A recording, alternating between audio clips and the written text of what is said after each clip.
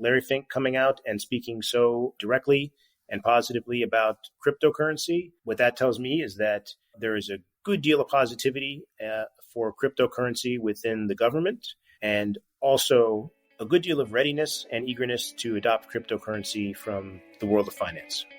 Hey everybody, Tanner here with WAGMI Ventures. On today's episode, we have Max Galka, founder and CEO of Elementus. For anyone who's new, this is the WAGMI Ventures podcast, where we do snapshots with interesting founders from across Web3. Check out wagmiventures.io to learn more about the syndicate behind the podcast. But for now, let's get into it with Max at Elementus.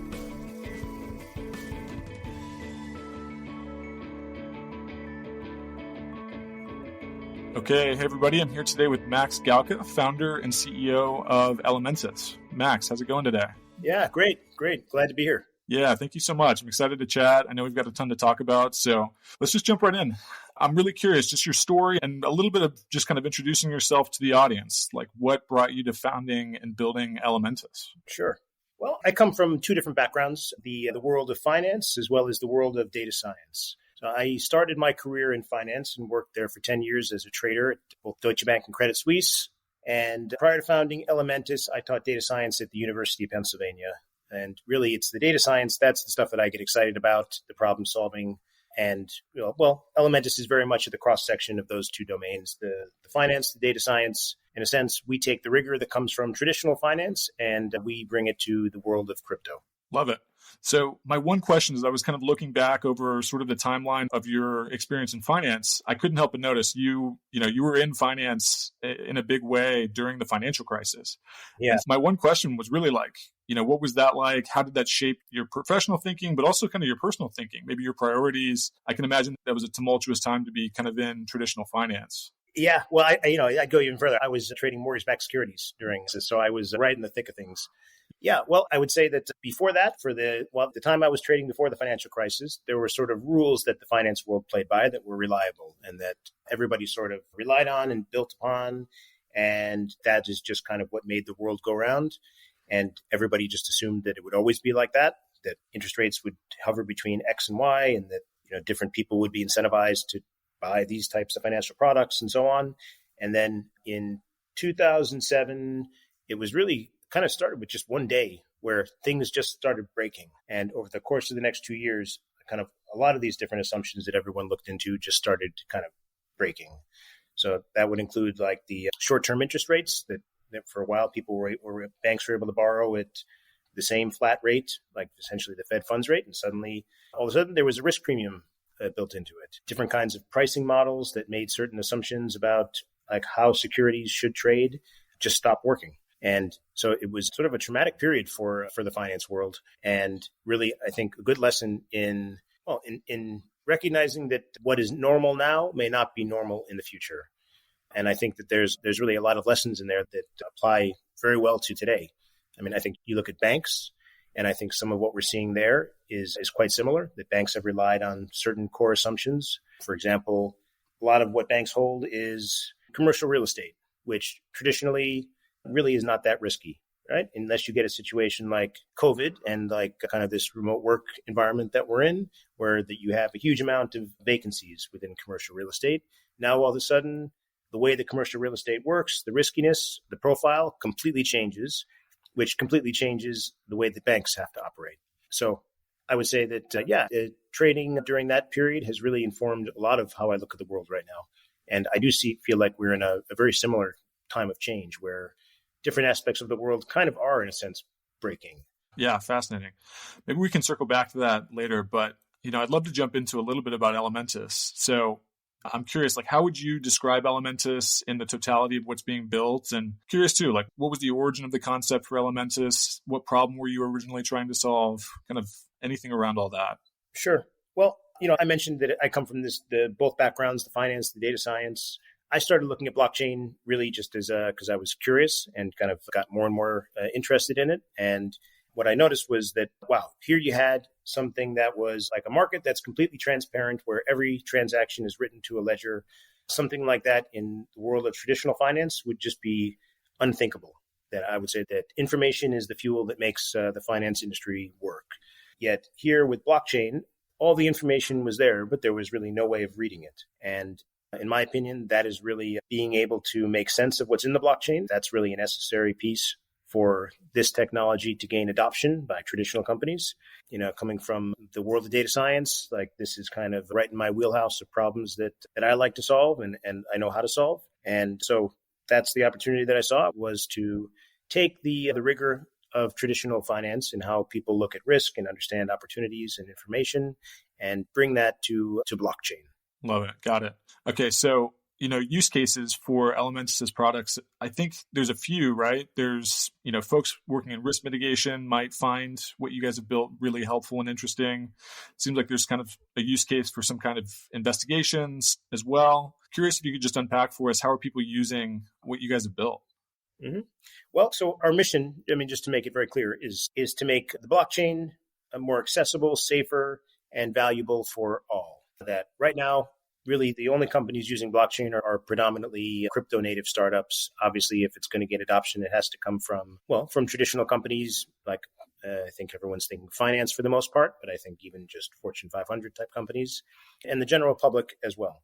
So we aim to provide solutions that enable everyone that's outside of the crypto native space to get comfortable with the technology, to understand it, and to begin adopting it. And if we're speaking in specifics, I would say that the finance world, which is where we're currently focused in TradFi, the big operant word over there is risk. That I've been speaking with people within some of the largest financial institutions in the world since we were founded in 2018. And all along the way, there's been really a huge amount of movement, huge amount of excitement, all sorts of different projects in the works that sort of end up withering on the vine when it comes time to actually pull the trigger, because these financial institutions just can't get comfortable enough with the risk. So I would say that helping them to understand the risk is one very big piece of what we're focused on. The other piece would be identifying opportunities, seeing where different financial institutions or other companies have a way of coming in and adding value. And lastly, the third piece that we aim to solve is I would refer to as empowerment or education. That a lot of the folks that we work with, and I mean the individuals that we work with within these companies, a big part of what they're doing right now is internal education and helping their colleagues to make sense of and understand the blockchain. So that is a big part of what our technology offers, is providing people the insights to really begin to understand it. And just as an example of that, a question that often comes up is what percentage of the activity on the Bitcoin blockchain is related to illegal activity, right? Because that seems to be a narrative that Bitcoin is used by criminals. That's a narrative that a lot of our people we work with are trying to counter. And actually, the number is extremely small. It's sub 1%. So it's, information like that we provide to help our customers to educate and inform their colleagues and other people internally. Got it. Super interesting.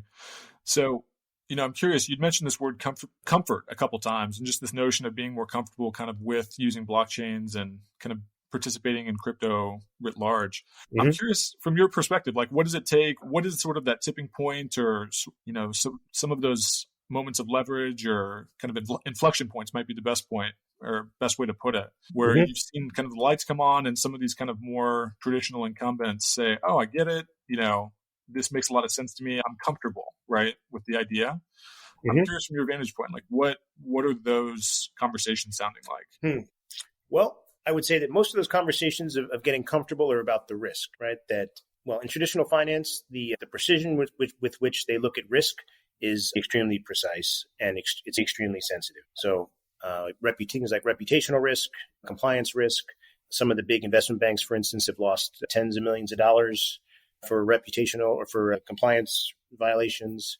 Reputational risk is, getting their name all over the news. If Goldman Sachs is associated with something, right, that's absolutely going to be on the front page of the Wall Street Journal. So those are some of the risks that they're dealing with, and risks that are very real for crypto. And that the whole space is kind of murky, and there are a lot of bad actors.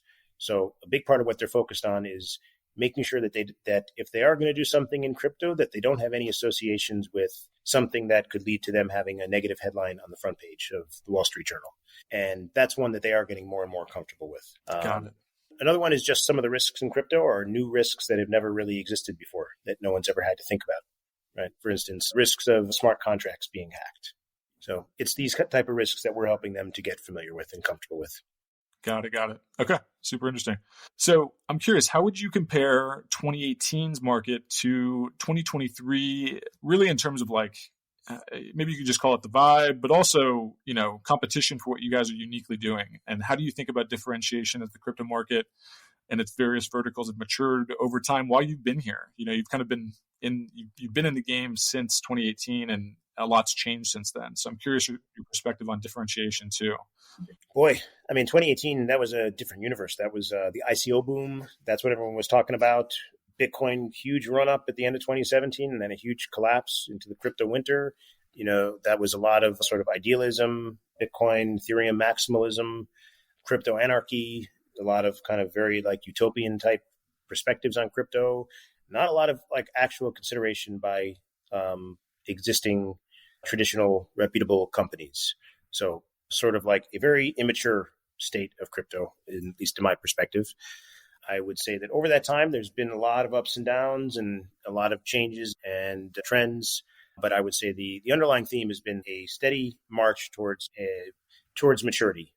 That you've had traditional financial companies that are doing a little bit more and starting to come in.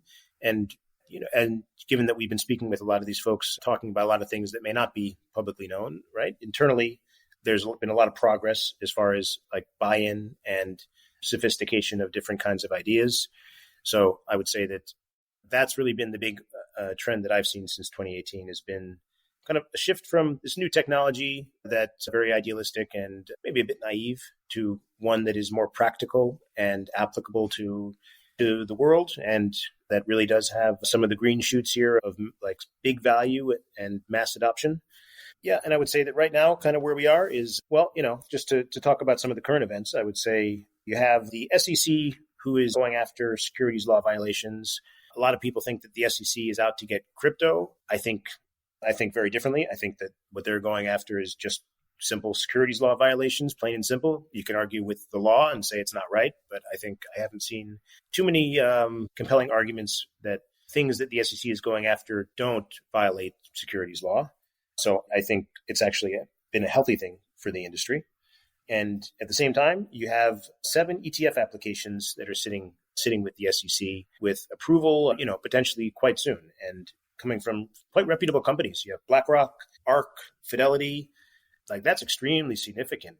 Once one of those ETFs gets approved, boy, that opens up the way to a huge adoption of crypto by a large number of players. You take the universe of pension funds that is gigantic, the big whales of finance.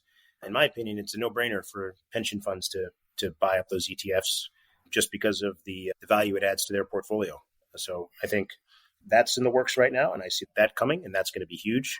I think also Larry Fink has come out with a number of statements publicly about Bitcoin, and I think that not enough significance has been placed on those statements, that the things that he's mentioned about Bitcoin, all of which have been extremely positive, that's more than the opinion of one person, right? That's coming from BlackRock. Anything that's said by Larry Fink is something that has been given a lot of consideration, and it reflects a lot of intelligence about the entire finance industry as well as the government. So I think reading behind that, I would say that Larry Fink coming out and speaking so directly and positively about cryptocurrency, what that tells me is that there is a good deal of positivity for cryptocurrency within the government, and also a good deal of readiness and eagerness to adopt cryptocurrency from the world of finance. Really interesting. Okay. So I'm curious, it's a really interesting look at some of your predictions or some of what you're seeing kind of in the market right now. I'm curious for Elementus specifically, what's got you most excited about your work there? Maybe present day, but also maybe over the next year or so. What's most exciting coming down the pike at Elementus? Oh boy. Well, I feel very privileged that we get to be a part of this adoption of cryptocurrency. That all these trends that I'm speaking about, this is what our mission is, to enable this kind of adoption. So I'd say that since 2018, kind of the big question over here has been kind of when is traditional finance, when are non-crypto native companies going to be ready to start wading into blockchain? And I think that moment is now. So that's all really exciting for us. And we're having a lot of really exciting conversations. And and working with a lot of great use cases with, really enthusiastic users within these companies. And so that's been amazing. What's also been amazing too is AI, which not something we've talked about here, but something that does form now a core piece of our technology. And, just coming to understand that technology, being able to work with it on a daily basis is also really exciting just for, just the sheer, I'd say power of what it's able to do. So yeah, I think the next year or so, I know that a lot of people right now are quite negative on crypto, and I think, for good reason, but my opinion is quite different. I think we are in, the beginnings of the next bull run, that I think there's going to be a lot of adoption of cryptocurrency by traditional companies, a lot of announcements coming out about some really exciting new initiatives. And I think the next year or so is going to be a really exciting one for crypto. Nice. Fingers crossed. I hope that's true. Mm-hmm. It's really exciting. So maybe two last questions for you here, Max. First question, I'm curious your advice for founders building in the crypto space, maybe your most generalizable advice, and maybe a two-part question here. So first part would just be generalizable advice to founders. And then the second part too, like if you could go back in time and give yourself advice back in 2018 about building Elementus, what would you kind of want to impart to yourself? Sure. So on the first one, I would say, be prepared for and embrace change. That this ecosystem and this technology moves so fast that it's hard enough building a startup in any case. But here you have a moving target where it seems like every 3 months, the entire landscape shifts. So I would be reticent to focus narrowly on any ideas based on the state of the ecosystem today. That I think any idea should be one that looks a bit forward and has the ability to shift around and be applied in new and different ways. On the question of what advice would I give to myself back in 2018? Oh, that's a tough one. I would say this doesn't apply so much to blockchain, but more generally, to put more focus on team culture and on recruiting. That those items are never the immediate fire that's right in front of you. And as a founder, it's very easy to be preoccupied with the things that are right in front of your face and at the expense of the longer term items. But those are the things that ultimately really matter, is the people that you bring into the company and that become the company, as well as being clear on the culture that you want to create and making the effort to promote that. In the end, that really those are the two things that dictate where the company goes. Love it. That's great advice. Okay, Max, what is your team working on right now, and what is the best way for people to follow along on the journey?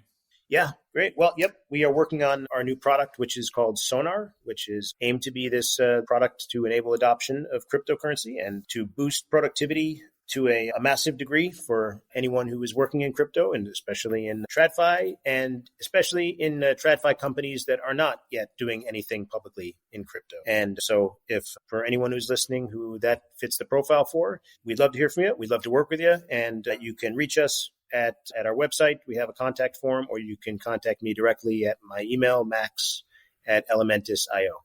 Perfect. Max, thank you so much for the time. This is awesome. Really interesting to hear what you guys are up to at Elementus. And I'm excited to follow along myself on the journey as hopefully this bull market begins to pick up. So thanks again, and have a great start to your week here. Yeah. Thank you very much, Tanner.